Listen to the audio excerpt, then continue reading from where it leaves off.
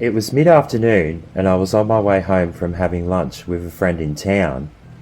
I dropped my friend off at her house and started for home. I pulled out of the street I was on to turn onto the main drag, and once I was on the main road, I noticed in my rear vision mirror a dark sedan was quickly approaching me from behind. They were flashing their lights and sounding their horn at me. Do I know them? Do I need to change lanes so they can pass? I changed lanes, but so did they. I swear I didn't cut them off. Why are they carrying on at me for? They were now tailgating me. This was starting to make me feel anxious. I could see the driver's face clearly in the rear vision mirror now. I didn't recognize him, but he looked furious.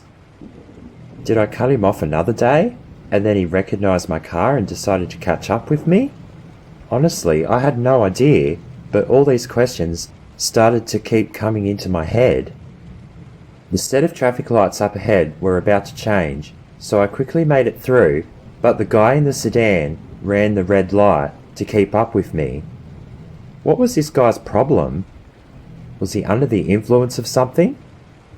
There was a gap in the lanes of traffic ahead, so he then starts to drive up next to me, honking his horn and yelling at me to pull over. There was no way I was going to do that. I quickly turned into the next street on the right, thinking I could outsmart the guy in the dark sedan, but he continued to follow me. I then turned left onto the next main road that heads out to my house. Sometime soon he's going to have to give up and turn around surely. But surely not. He wasn't giving up, and from what I could tell, he didn't care how far out of town he had to drive to catch up to me. He followed me all the way out to my street and kept on my tail. As I was turning into my driveway, the guy almost rear-ended me. He kept going forward, blaring his horn and yelling out loudly. I didn't care now. I was home, and I felt safe.